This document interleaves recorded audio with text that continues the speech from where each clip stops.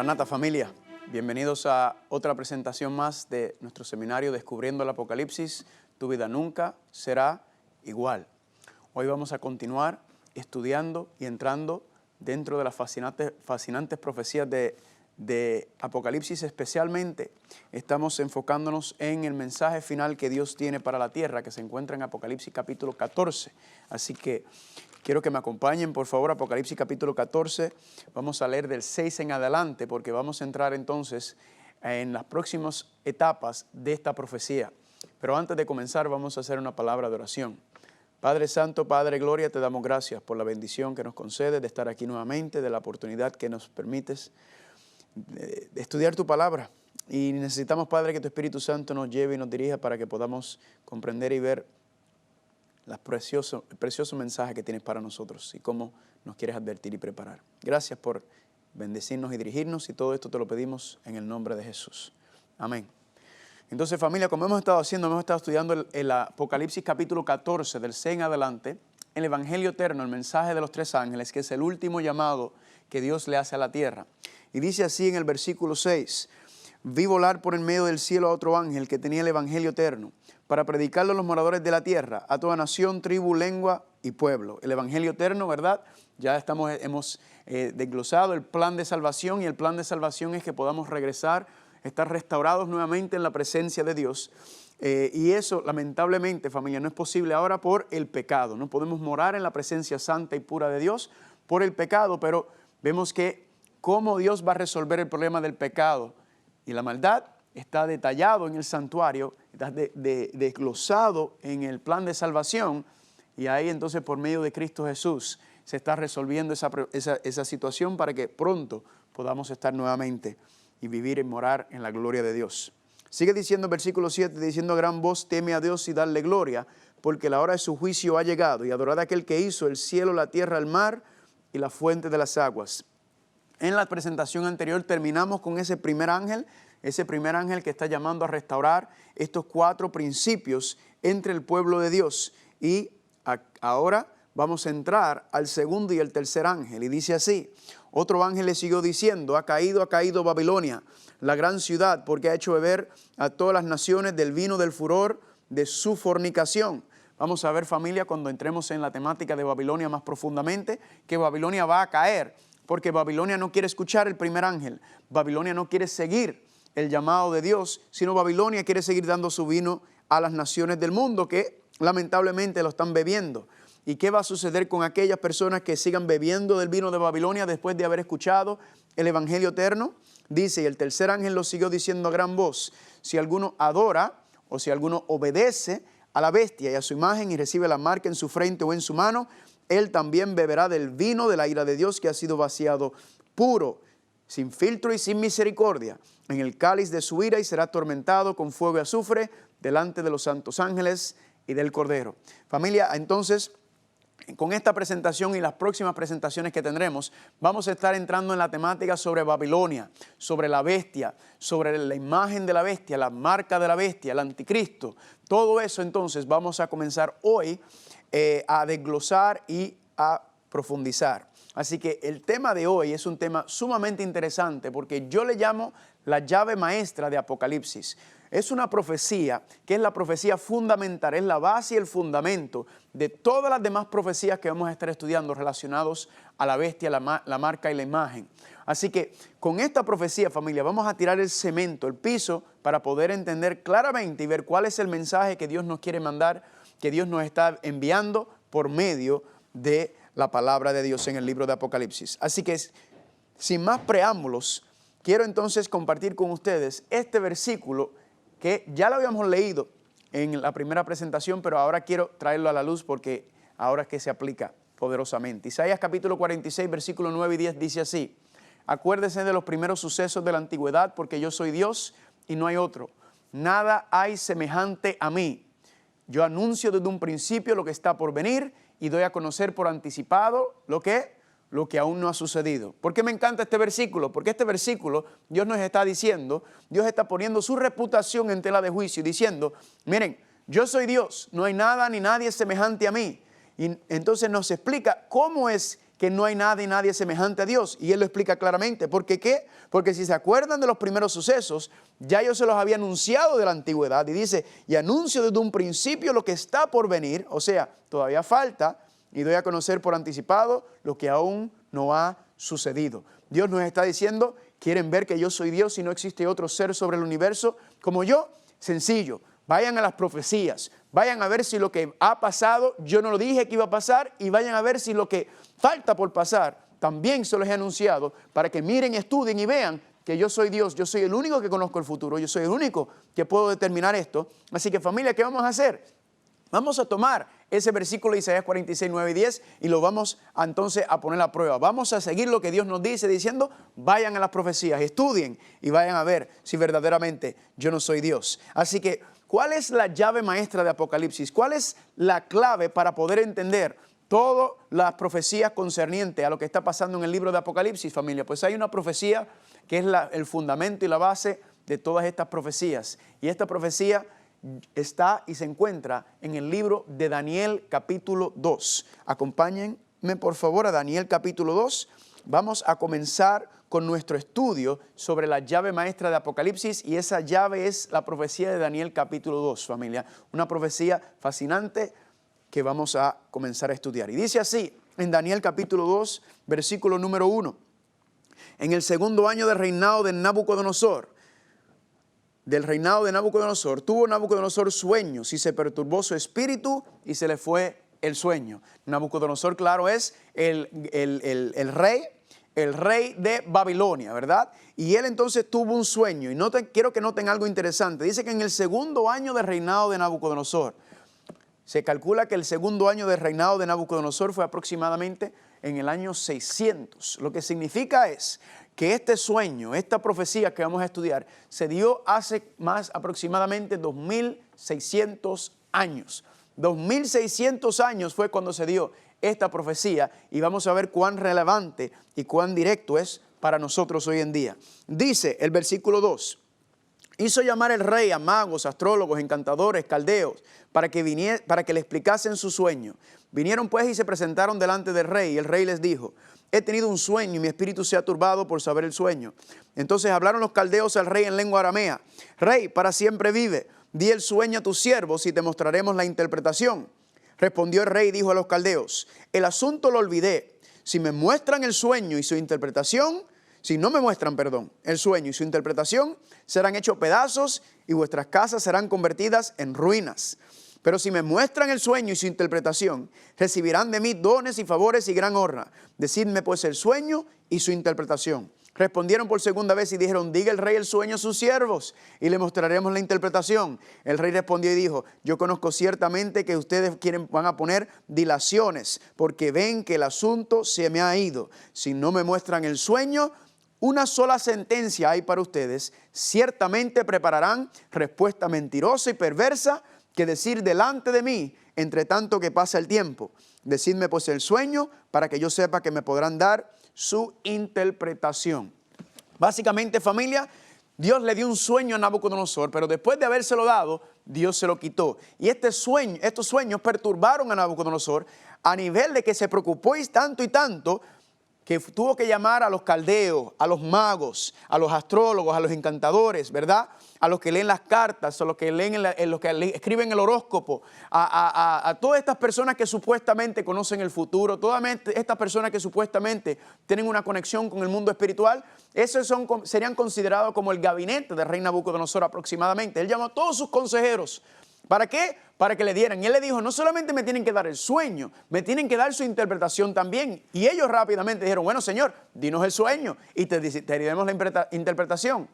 Sabía que Nabucodonosor que estos eran un montón de sinvergüenzas. Claro que sí, porque lo dice ahí mismo. Dice, no, yo sé que ustedes me van a engañar. Si yo les digo cuál es el sueño, ustedes van a venir y se van a inventar cualquier interpretación. Él dijo, no, me muestran los dos. Y si no me muestran los dos, voy a acabar con todos ustedes. Y es el rey. Él dice y se acabó. Ahora, me imagino que estaban temblando de miedo todos estos consejeros del rey Nabucodonosor. Y es interesante notar que cuando sigues leyendo el capítulo 2, aquí aparece en la historia a Daniel, Ananías, Misael y Azarías. Son 4 hebreos que fueron tomados de Jerusalén, cuando Nabucodonosor sitió a Jerusalén, se llevó cautivos aproximadamente 50, 60 mil hebreos, y entre esos estaban estos 4 jóvenes. Y más adelante vamos a estudiar Daniel capítulo 1, y nos dice Daniel capítulo 1 que estos jóvenes sobresalían sobre todos los demás. Eran más inteligentes, más sabiduría, una cosa espectacular que llamaron la atención del rey Nabucodonosor. Y el rey Nabucodonosor dijo: yo quiero preparar a estos 4 muchachos para que sean parte de mi consejero, que sean parte de mi grupo, de mi gabinete. Y cuando estaba ocurriendo esta situación, parece que los muchachos todavía estaban en la Universidad de Babilonia, ¿verdad? Lo estaban entrenando para convertirse en consejeros, así que tenían que aprender las filosofías, tenían que aprender las artes, el lenguaje, la escritura. Entonces, en este contexto, ellos no aparecen en la historia, ¿verdad? En esta primera parte que acabamos de leer. Pero luego cuando dice, en el versículo número 12, Daniel 2:12, miren lo que dice: por esto el rey con ira y con gran enojo mandó que matasen a todos los sabios de Babilonia. Y se publicó el edicto de que los sabios fueran llevados a la muerte, y buscaron a Daniel y sus compañeros para matarlo. Entonces Daniel habló sabia y prudentemente a Arioc, capitán de la guardia del rey, que había salido para matar. O sea, fueron a la casa de Daniel y a de los muchachos para matarlos, ¿verdad? Y dice en versículo 14 que había salido para matar a los sabios de Babilonia. Versículo 15, habló y dijo a Arioc, capitán del rey: ¿cuál es la causa de que este edicto se publique de parte del rey tan apresuradamente? Entonces Arioc quiso saber a Daniel lo que había. Y noten lo que dice el 16. Y Daniel entró y pidió al rey que le diese tiempo y que él le mostraría la interpretación al rey. Así que Daniel, cuando van a llevar a cabo la sentencia de muerte, Daniel rápidamente dice: pero espérate un momento, llévame ante el rey, que yo quiero hablar con él. Así que Daniel tenía muy buenas conexiones, confirmando lo que estábamos diciendo. Y Daniel entonces va a hablar con el rey. Ahora, Nabucodonosor, quiero que entiendas que es el rey más poderoso sobre la tierra en este tiempo. Es el rey de reyes terrenalmente hablando, y eso lo vamos a confirmar ya mismo también. ¿Y qué hace Daniel entonces? Daniel le dice: mira, dame un tiempito que yo le voy a orar a mi Dios para que mi Dios me diga cuál es el sueño y la interpretación. Daniel se fue, sigue diciendo la historia, y se puso a orar con sus 3 hermanos hebreos, y adivinen qué ocurrió. Gloria a Dios, que Dios les reveló a Daniel el sueño y la interpretación. Miren lo que dice en el versículo 24. Después de esto, fue Daniel a Arioc, el cual el rey había puesto para matar a los sabios, y le dijo así: no mates a los sabios de Babilonia, llévame a la presencia del rey y yo le mostraré la interpretación. Entonces Arioc, versículo 25, Arioc llevó prontamente a Daniel ante el rey, y él le dijo: he hallado un varón de los deportados de Judá, el cual dará al rey la interpretación. Respondió el rey y dijo a Daniel, el cual llamaba Belsasar: ¿podrás tú hacerme conocer el sueño que vi, su interpretación? Daniel respondió delante del rey diciendo: el misterio que el rey demanda, ni sabios, ni astrólogos, ni magos, ni adivinos, ni los que leen las cartas, ni los que escriben el horóscopo, ni ninguno de ellos lo puede revelar al rey. Pero hay un Dios en los cielos, el cual revela los misterios. Y él ha hecho saber al rey Nabucodonosor lo que ha de acontecer. ¿Cuándo? Dice aquí, en los postreros días, o sea, en los tiempos finales. En otras palabras, familia, este sueño que Dios le dio a Nabucodonosor tenía que ver con el fin de este mundo. Esto está relacionado, y por eso, familia, cuando estudiamos la literatura apocalíptica, recuerden, está directamente relacionado con los eventos finales de esta tierra. Y eso es lo que vamos a estar viendo y estudiando durante este seminario mientras seguimos. Sigue diciendo: he aquí tu sueño y las visiones que has tenido. Dice: estando tú, oh rey, en tu cama, te vinieron pensamientos por saber lo que había de ser en lo porvenir, y el que revela los misterios te mostró lo que ha de hacer. A mí me ha sido revelado este misterio, no porque en mí haya más sabiduría que en todos los videntes, sino para que se dé a conocer al rey la interpretación, y para que entiendas los pensamientos de tu corazón. Vamos a ver, familia, que la profecía tiene algo especial. La profecía tiene algo diferente, y es que la profecía verdaderamente revela en dónde está el corazón del ser humano. Por eso, el título de este seminario, Descubriendo el Apocalipsis, tu vida nunca será igual, es porque después de las cosas que vamos a estar aprendiendo, después de las cosas que vamos a estar estudiando, quizás ya tu vida ha sido impactada, y yo digo gloria a Dios por eso. Pero familia, hay que profundizar, hay que seguir, ¿verdad? No quedarnos no solamente, sino en el camino cristiano estamos constantemente creciendo, profundizando, ampliando, ¿verdad? En la palabra de Dios. Y sigue diciendo en el versículo 31, tú, oh rey, veías, y aquí una gran imagen. Y esta imagen era muy grande y cuya gloria era muy sublime. Estaba en pie delante de ti y su aspecto era terrible. La cabeza de esta imagen era de oro fino, su pecho y sus brazos de plata, su vientre y sus muslos de bronce, sus piernas de hierro, sus pies en parte de hierro y en parte de barro cocido. Vamos a parar aquí un momento, familia. Entonces, ¿qué fue lo que Nabucodonosor vio? ¿Cuál fue la imagen que se le presentó a Nabucodonosor, familia? Pues fue que vio esta gran imagen, un gran ídolo, ¿verdad? Y estaba dividido en 4 partes: la cabeza de oro, el pecho de plata, el torso, los muslos de bronce, las piernas de ¿qué? De hierro, y en los pies hierro y barro cocido. Ahora, paremos aquí un momento y vamos a analizar algo. Mirando esta estructura, podemos tomar rápidamente 3 observaciones. La primera es oro, plata, bronce, hierro. ¿Qué está pasando con el valor de los metales? ¿Está qué? El valor de los metales está disminuyendo, ¿verdad? Y dice Jesucristo en Mateo capítulo 24, versículo 12, que a medida que se vaya acercando el fin, el amor de muchos se irá enfriando. Eso es lo que se está representando, que las cosas van a ir de mala en peor. Pero a la misma vez, cuando miramos la estructura, oro, plata, bronce y hierro, también vemos algo interesante, que es que los metales se están fortaleciendo. A la misma vez que el amor se irá enfriando, la maldad irá aumentando en el tiempo del fin. En otras palabras, el peor momento de la historia humana, según la profecía, va a ser en el tiempo del fin. Y la última parte, la última observación que podemos hacer es que lo que se supone que sea la parte más firme de la estructura es verdaderamente la parte más débil. ¿Por qué? Porque hay una unión entre el hierro y el barro, y como sabemos, el hierro y el barro no mezclan. Así que analizando estas tres observaciones a la luz de lo que hemos leído, estamos viendo y vamos a ver cómo es que todo esto se cumple, porque recuerden que esto es una profecía, y ya hemos estudiado que una profecía es una revelación de eventos futuros, y estamos hablando desde el tiempo de Nabucodonosor. Sigue diciendo en el versículo número 34, y dice: estaba mirando hasta que con una piedra fue cortada, no con mano, e hirió la imagen en sus pies de hierro, de barro cocido, y los desmenuzó. Entonces fueron desmenuzados también el hierro, el barro cocido, el bronce, la plata y el oro. Fueron como tamo de las eras de verano, y se los llevó el viento sin que de ellos quedara rastro alguno. Mas la piedra que hirió la imagen fue hecho un gran monte que llenó toda la tierra. Así que después que Nabucodonosor vio esta imagen, vio entonces una roca, una piedra, no cortado con mano humana, o sea, sin intervención humana, que vino y pegó a la imagen. ¿En dónde? No fue en la cabeza, ni en el pecho, ni en los muslos, ni en las piernas. Fue en los pies que pegó la piedra. ¿Y qué hace la piedra, la roca? Destruyó y desmenuzó la imagen completa, y luego dice que esa gran piedra, esa gran roca se convirtió en una montaña que cubrió toda la tierra. Ahí está el sueño. Ahora Daniel le va a dar la interpretación. Dice en Daniel capítulo 2, ahora vamos a ir al versículo 36. Este es el sueño, también la interpretación del diremos en presencia del rey. Dice: tú, oh rey, eres rey de reyes, porque el Dios del cielo te ha dado reino, poder, fuerza y majestad. Como habíamos dicho, Nabucodonosor en este tiempo era el rey más poderoso que existía sobre la tierra.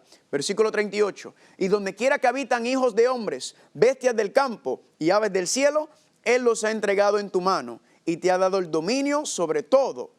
Tú eres aquella cabeza de oro. Familia, ¿por qué me encanta la profecía, familia? Porque es que nosotros no venimos a darle nuestra propia interpretación a lo que estamos estudiando. La Biblia se explica todo. Recuerden que habíamos leído en 2 de Pedro capítulo 1, 19, que decía: no hay interpretación privada a la profecía. Aquí no es lo que yo digo, lo que yo creo, lo que a mí me gusta, lo que a mí me conviene, lo que dice el internet, lo que dice una revista, lo que me dice el vecino. Aquí, cuando estamos hablando de los asuntos de Dios, es qué es lo que dice Dios, qué es lo que podemos confirmar bíblicamente. Y cuando hacemos eso, familia, nos damos cuenta que Dios tiene todo explicado en la palabra de Dios. Por eso cuando habla de la bestia, la imagen de la bestia, la marca de la bestia, usted, familia, lo único que tiene que hacer es ponerse en la palabra de Dios, que Dios nos va a dar los principios, Dios nos va a dar los detalles sobre todo lo que tenemos que entender. Porque si nos está advirtiendo sobre estas cosas, familia, es porque Él nos va a dar la solución. Sigue diciendo, entonces ya tenemos la cabeza de oro. La cabeza de oro representa ¿a quién? A Nabucodonosor. En otras palabras, la cabeza de oro representa a Babilonia, al reino, porque Nabucodonosor es el representante de Babilonia. Así que eso nos indica que estos metales representan reinos. Pero vamos a seguir leyendo para confirmar lo que estamos diciendo. Sigue diciendo en el versículo 39, después de ti se levantará otro reino, o sea, otro reino, confirmando que el primero era un reino inferior al tuyo, ese es el de plata. Y luego un tercer reino ¿De qué? De bronce, y el cual dominará sobre toda la tierra. El cuarto reino será fuerte como el hierro, y como el hierro desmenuza y rompe todas las cosas, desmenuzará y quebrantará todo. Vamos a parar ahí primero y a analizar los 4 metales. Ya tenemos el primer metal representa el reino de Babilonia, ¿verdad? Y noten que Babilonia era la superpotencia de su tiempo, era el rey más poderoso, Nabucodonosor. Ahora, la historia enseña, familia, que Babilonia se levanta al poder aproximadamente en el año 605 antes de Cristo, ¿verdad? Aproximadamente en el año 600, doy un aproximado. Y dice entonces, familia, que cuando se levanta fue en la guerra de Carquemis al conquistar a los egipcios y los asirios. Y ahí es que se convierte en la superpotencia mundial. Pero ¿cuál es el problema, familia? Que la profecía dice que ¿qué? Que después vendrá un segundo reino de plata. Lo que significa es que Babilonia no iba a existir para siempre. Y por eso fue que el sueño perturbó a Nabucodonosor. Porque se han encontrado los arqueólogos que han encontrado escritos donde Nabucodonosor pensaba que Babilonia iba a durar para siempre, que iba a ser eterno, ¿verdad? Así que le perturbó saber que su reino iba a llegar a un fin. Ahora, la pregunta es entonces, ¿quién es el que conquista a Babilonia? Porque Babilonia, para ser una superpotencia, para caer, significa que se levantó el otro reino. Y vamos a ver que cada uno de estos metales se están conquistando uno al otro. Ahora, no tenemos que inventarnos aquí, familia, qué representa el reino de plata que vino después del reino de Babilonia, y de hecho vamos a ver que lo conquistó, sino que la misma Biblia nos va a explicar claramente cuál es este segundo reino de plata. Vayan conmigo por favor a Daniel capítulo 5. Daniel capítulo 5 tenemos la historia de Belsasar. Belsasar es nieto de Nabucodonosor y Belsasar está en poder y Belsasar es un poco arrogante, ¿verdad? Belsasar no escucha consejos, mucho menos de Daniel, y Belsasar entonces hizo una gran fiesta, una gran orgía. La historia cuenta que Babilonia, las paredes eran tan anchas, ¿verdad? La fortaleza de Babilonia era inconquistable. Y si usted trataba de sitiarla, tenía un problema, porque tenía el río Éufrates que corría debajo de él, así que se podían quedar ahí y seguir alimentándose todo el tiempo. Pero noten lo que dice aquí en Daniel capítulo 5, versículo número 2. Belsasar, con el gusto del vino, mandó que trajesen los vasos de oro y de plata de Nabucodonosor su padre, que es el abuelo, ¿verdad?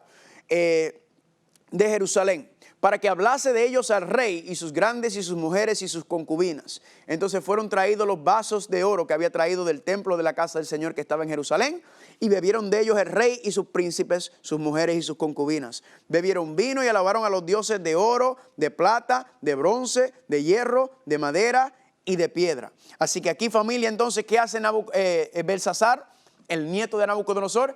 Él viene en su arrogancia, en su prepotencia, como nadie podía conquistar a Babilonia, él hace una gran fiesta, ¿verdad? Una gran fiesta, todo Babilonia está de fiesta, todo el mundo está bebiendo, quién sabe cuántas sinvergüenzadas estaban haciendo, orgías de todo, ¿verdad? Y en medio de esa fiesta, él mandó a sacar los vasos que pertenecían al santuario, que fueron traídos a Babilonia después que Jerusalén fue sitiado. Y empezaron ellos a beber, a utilizar las cosas santas de Dios para un uso común, profano. Ay, familia. ¿Y qué usted cree? ¿Que Dios iba a quedar con las manos cruzadas? Claro que no. Versículo 22. Ahora Daniel le está hablando a Belsasar. Y tú, su hijo Belsasar, no has humillado tu corazón sabiendo todo esto, sino que contra el Señor del cielo te has ensoberbecido e hiciste traer delante de ti los vasos de su casa, y tus grandes, tus mujeres, tus concubinas, bebiste vino de ellos. Además de esto, diste alabanzas a dioses de plata y de oro, de bronce, de hierro, de madera y de piedra, que ni ven, ni oyen, ni saben, y al Dios en cuya mano está tu vida, cuyos son todos tus caminos, nunca honraste. Y le dice, noten algo antes de continuar.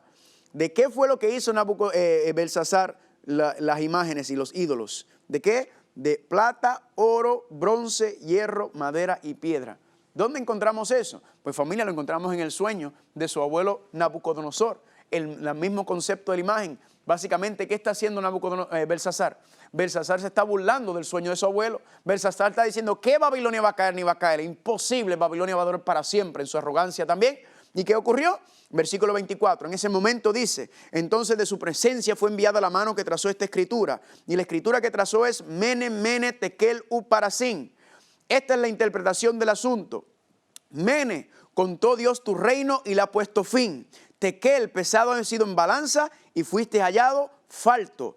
Peres, tu reino ha sido roto y dado a los medos y los persas. Aquí, familia, entonces vemos que claramente llegó el final de Babilonia, ¿verdad? En ese momento el dedo de Dios escribió Mene, Mene, Tekel, Uperasin, la fiesta se acabó.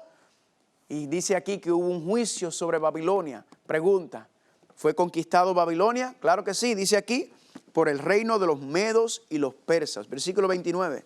Entonces mandó Belsasar vestir a Daniel de púrpura y poner en su cuello un collar de oro, proclamar que él era el tercer señor del reino. La misma noche fue muerto Belsasar, rey de los caldeos, y Darío de Media tomó el reino siendo de 62 años. Enseña la historia que en medio de esta gran fiesta y esta gran orgía, fuera de la ciudad de Babilonia, estaba el ejército de los medos y los persas. Los medos y los persas son dos reinos separados que se unieron, ¿para qué? Para conquistar a Babilonia. En la historia enseña que los ingenieros de los medos y los persas desviaron el río Éufrates, el nivel del agua bajó y el ejército de los medos y los persas entró por debajo de la ciudad y como todos estaban de fiesta y borrachos y haciendo cuantas pocas vergüenzas, se los llevó enredado a todos y ahí terminó, llegó el fin. Si esto ocurrió, familia, ¿en qué año? En el año 539.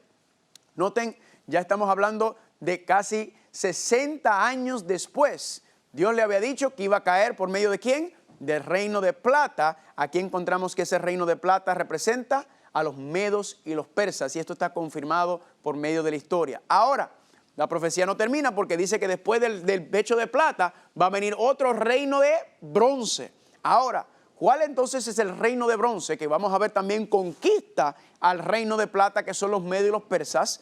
¿Cuál es el próximo reino entonces en esta profecía? Pues familia, vayan conmigo a Daniel capítulo 8. Daniel capítulo 8 también está la explicación.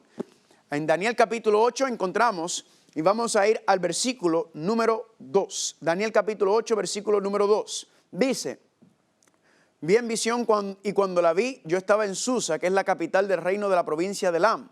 Vi pues en visión, estando junto al río Ulai.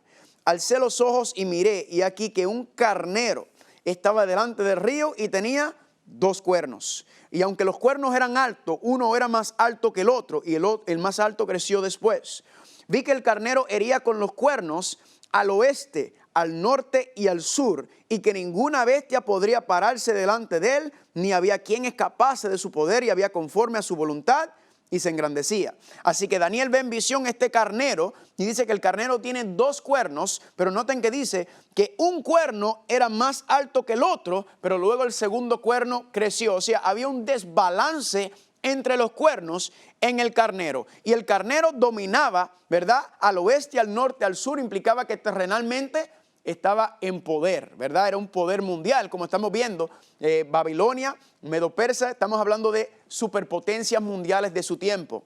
Y noten entonces que sigue diciendo, mientras yo consideraba esto, he aquí que un macho cabrío venía del lado del oeste sobre la faz de toda la tierra, y sin tocar tierra aquel macho cabrío tenía un cuerno notable entre sus ojos. Así que aquí aparece el próximo animal, la próxima bestia, que es el macho cabrío con un cuerno grande entre sus ojos. Ahora sí, el versículo 6. Y vino hasta el carnero de 2 cuernos, que yo había visto en la ribera del río, y corrió contra él con la furia de su fuerza. Y yo lo vi que llegó junto al carnero y se levantó contra él y lo hirió. Y le quebró sus 2 cuernos, y el carnero no tenía fuerza para pararse delante de él. Lo derribó por tanto en tierra y lo pisoteó, y no hubo quien librase al carnero de su poder. Ahora aparece entonces esta segunda bestia, el macho cabrío, y el macho cabrío que tiene un solo cuerno, ¿y qué hace? Vence al carnero, lo pisotea, lo destruye, familia. ¿Hubo una conquista, sí o no? El carnero fue conquistado por el macho cabrío. Pero noten que sigue diciendo. Versículo 8.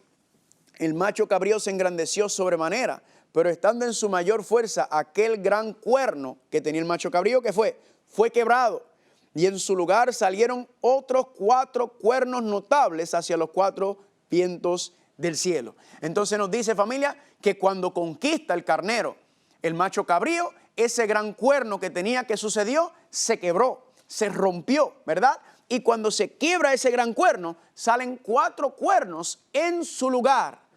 en el lugar de ese cuerno grande que estaba en el macho cabrío. Ahora, familia, no tenemos que venir aquí a tratar de inventarnos qué representa esto. Todo esto son profecías, todo esto son símbolos. Vamos a ver la explicación. Fácilmente, en el versículo número 20, Daniel capítulo 8, versículo 20, nos dice: en cuanto al carnero que vistes, que tenía 2 cuernos, estos son los reyes ¿de quién?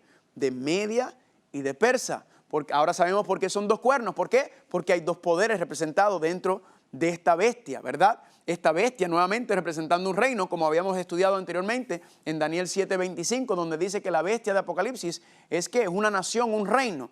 Aquí entonces esta nación o el reino de los medios y los persas tenía 2 cuernos porque tenía 2 poderes ahí, en los medos y los persas. Ahora noten algo interesante. Dicen que el cuerno, un cuerno estaba más arriba y con el paso del tiempo el segundo cuerno creció. ¿A qué se refiere eso? Pues cuando se unen estos 2 reinos, los medos dominaban, ¿verdad? Tenían más influencia, pero con el paso del tiempo los persas entonces se levantan y toman más poder dentro del imperio. Los persas son los que conocemos hoy como los iraníes, ¿verdad? Irán, en esa área son los descendientes de los persas. Ahora, ya conocemos entonces que el reino de plata o el carnero son los medios y los persas. Ahora, vamos a ver el macho cabrío, versículo 21.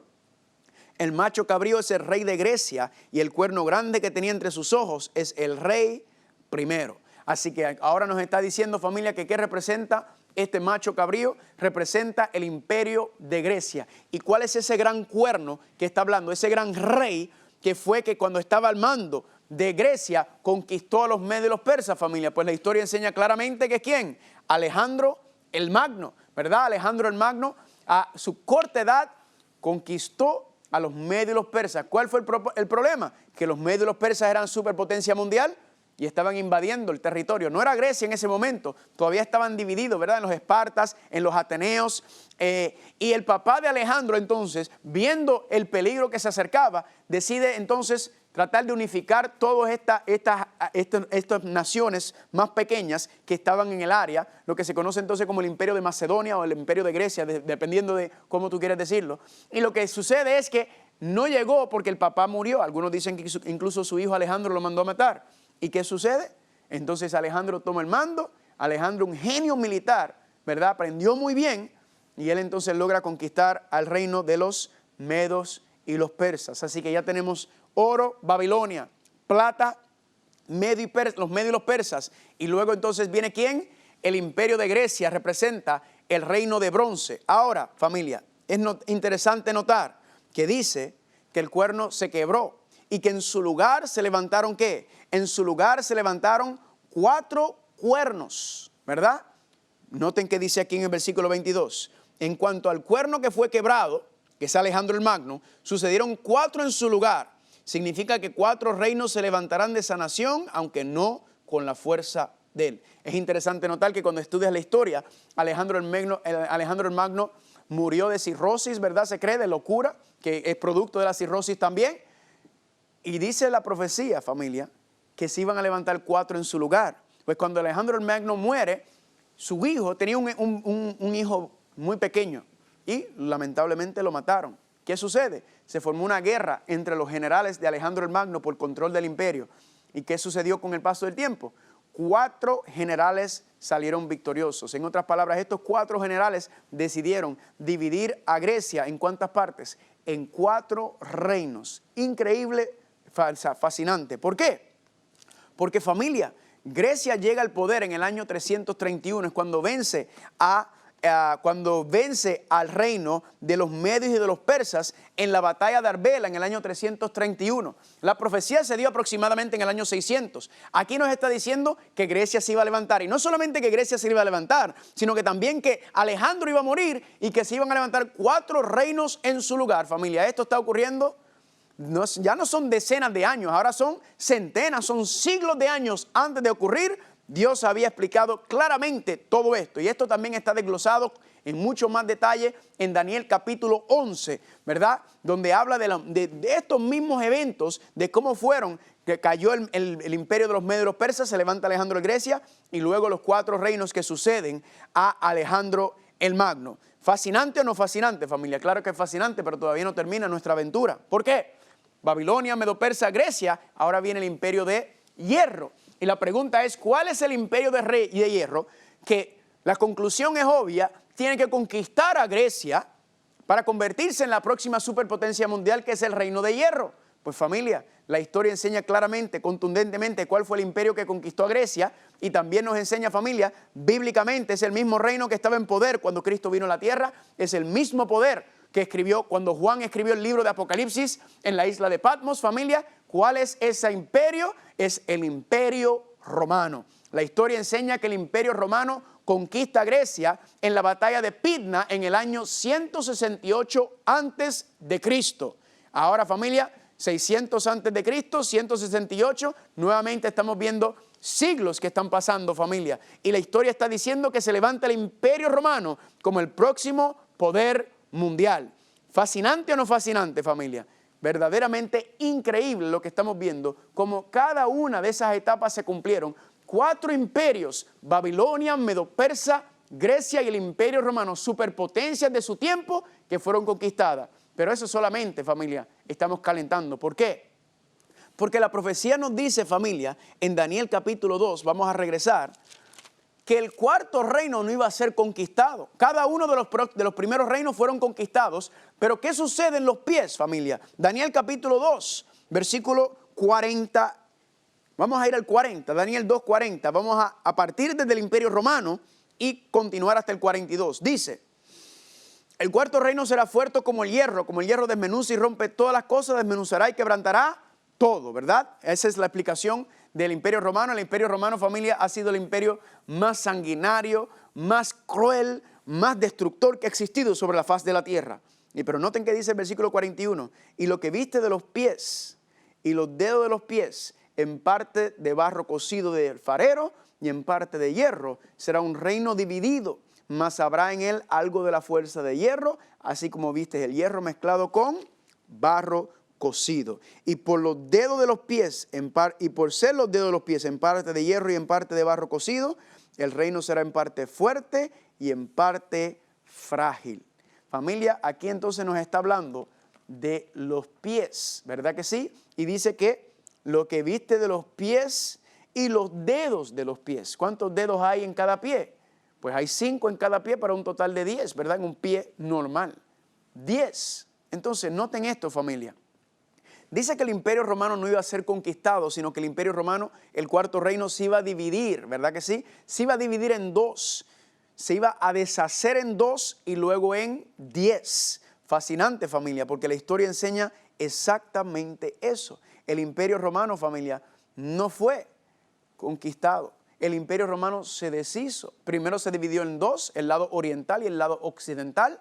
Y cuando usted sigue estudiando la historia, el lado occidental, adivine qué, ¿se convirtió en qué? Se dividió, en 10 partes. Fascinante. Pero antes de continuar con esa parte, vamos a preguntarnos, ¿qué representa el hierro y el barro? Pues el hierro obviamente es una continuación del cuarto imperio del imperio romano, ¿verdad que sí? Pero noten que se le pega el barro, noten que se le une el barro al hierro. Así que la pregunta es, ¿qué representa el barro bíblicamente hablando? Pues miren cómo dice Isaías capítulo 64, versículo 8. Dice, Señor, tú eres nuestro Padre y nosotros barro.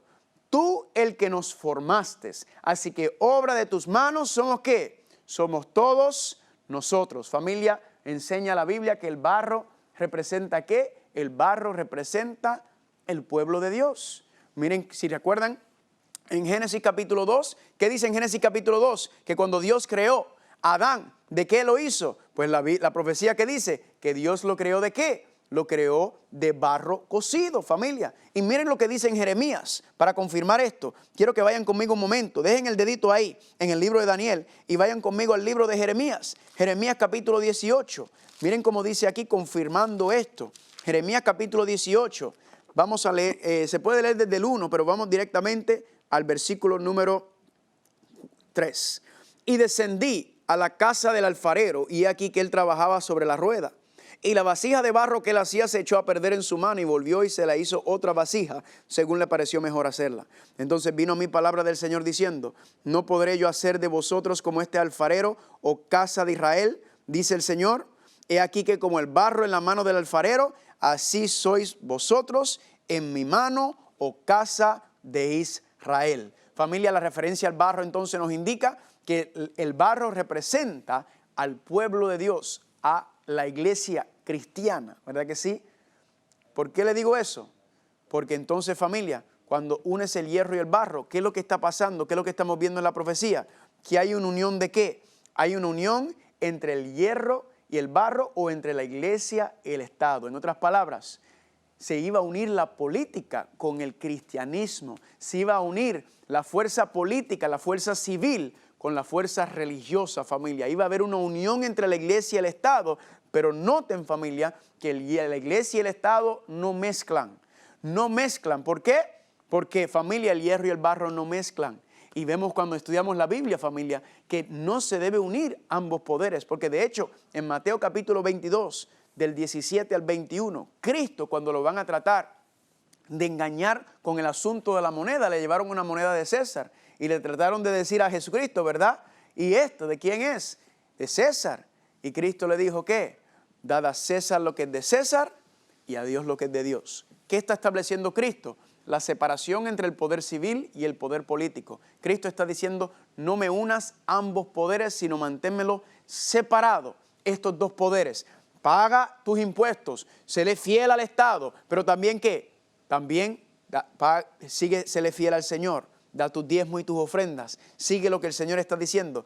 Cristo establece la separación de iglesia y Estado. Pero ahora le pregunto una cosa, ¿será que no trataron de involucrar a Cristo en los asuntos políticos?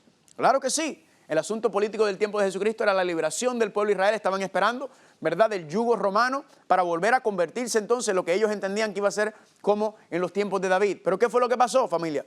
Que Cristo dijo, yo no vine aquí para bregar con asuntos políticos. Yo no vine aquí para estar piqueteando ni nada por el estilo. Yo vine aquí a salvar la humanidad. Yo vine a buscar las almas perdidas. Y ese es el enfoque, familia. La iglesia no debe andar en asuntos políticos. Ni la iglesia debe estar diciéndole al Estado qué hacer, ni el Estado le debe estar diciendo a la iglesia qué hacer. Debe haber una separación en donde estos dos poderes, familia, están juntos, pero no se gobiernan uno al otro, familia. Y ese es el contexto, porque siempre que se une el Estado y la iglesia, o siempre que no hay separación de iglesia y Estado, el resultado es el mismo, la persecución. La persecución es el resultado, familia, y eso es históricamente, lo podemos ver hoy en día en países o naciones donde no hay separación de iglesia y Estado, por ejemplo, Arabia Saudita, ¿verdad? En Yemen, en muchos lugares donde no hay, si usted no sigue la religión establecida por el Estado, usted entonces puede ser perseguido, familia. Pero ahí no termina, ahí no concluye esta historia. ¿Por qué? Regresamos a Daniel capítulo 2. Así que el peor momento de la historia, familia, iba a ser ¿en dónde? En los pies, porque se iba a unir. Recuerdan que las cosas van empeorando. Y en esta unión de iglesia y Estado en los pies, entonces en los 10 de los pies, como había mencionado, el Imperio Romano se dividió en dos primero, y luego el lado occidental se dividió en 10 dedos de los pies, que son las 10 naciones o reinos que se levantan de ahí. Y usted dirá, ¿y por qué todo esto es importante? Vamos a seguir estudiando porque vamos a ver cómo todo esto recuerden, ¿qué es lo que hace Dios en la profecía apocalíptica? Repite y amplía, repite y amplía, repite y amplía. Ahora, regresemos a Daniel capítulo 2. Regresemos a Daniel capítulo 2, versículos 34 y 35. Y dice así, estaba mirando hasta que una piedra no fue cortada, no con mano, e hirió a la imagen en sus pies de hierro, de barro cocido, y los desmenuzó. Ahora viene esta próxima etapa, que es la piedra que cae, ¿verdad? Que pega. Pues miren al versículo 44, la explicación. En los días de estos reyes, el Dios del cielo se levantará un reino que no será jamás destruido, ni será reino dejado a otro pueblo. Desmenuzará y consumirá a todos estos reinos, pero él permanecerá para siempre. De la manera que vistes que del monte fue cortada una piedra, no con mano, la cual desmenuzó el hierro, el barro, el bronce, el barro, la plata y el oro.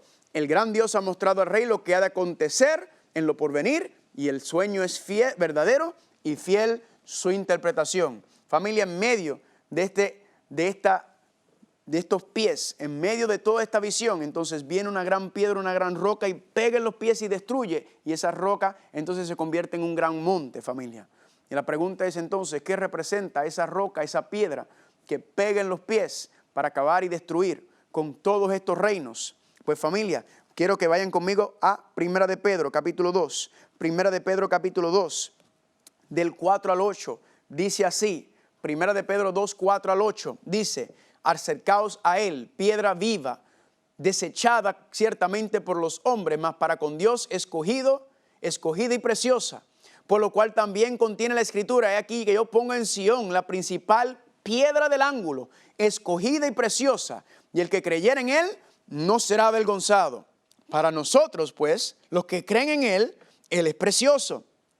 Pero para los que no creen, la piedra que los edificadores desecharon ha venido a ser la cabeza del ángulo y piedra de tropiezo y roca que hace caer, porque tropiezan en la palabra, siendo desobedientes, a lo cual fueron también destinados. Familia, ¿qué está hablando Pedro?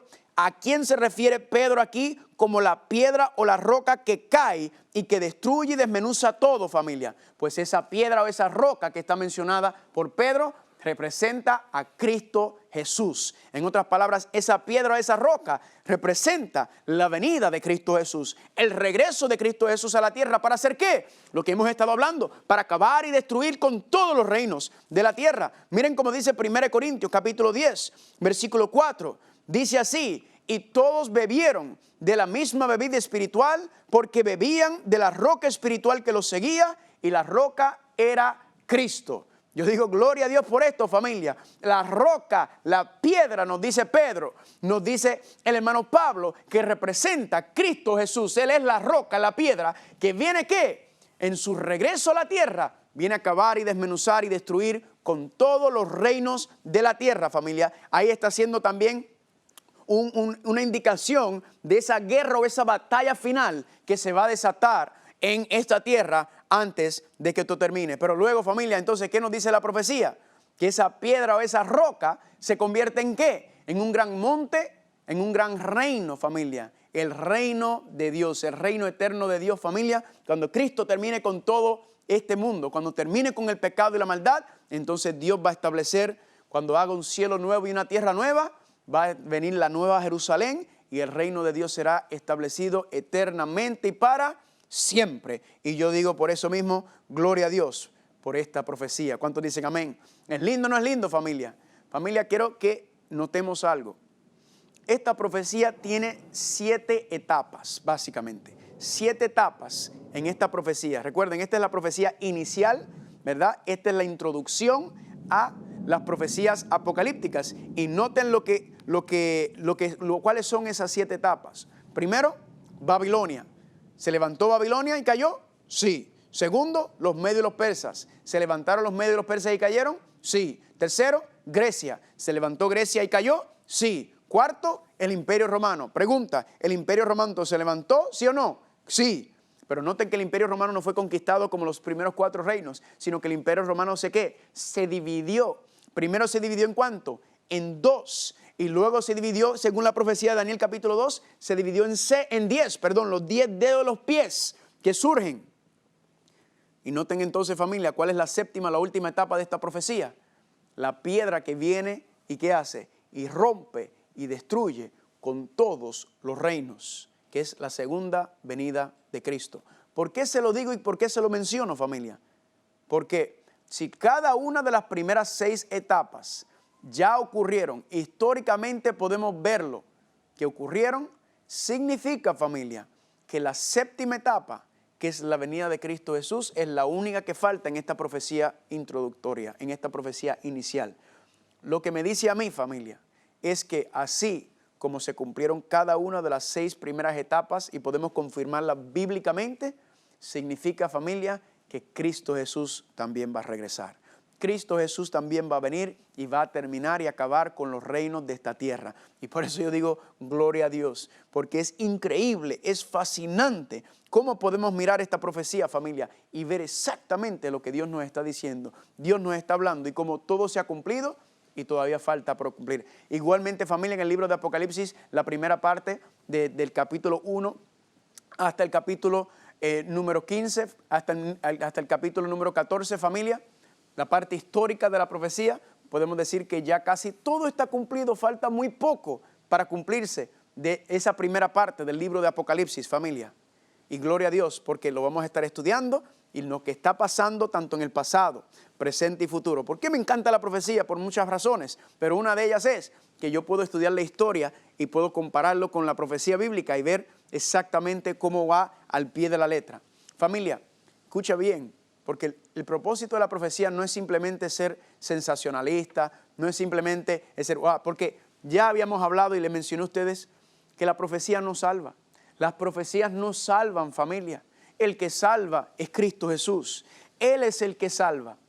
Ahora, el que está aferrado a Cristo Jesús, el que tiene una relación diaria con el Señor, una vida devocional de oración y de estudio con Cristo Jesús, esa es la relación salvadora. El que tiene esa relación con Él va a escuchar las profecías, va a escuchar y las va a seguir, porque es la revelación de Jesucristo que Él nos está diciendo para prepararnos para los tiempos del fin.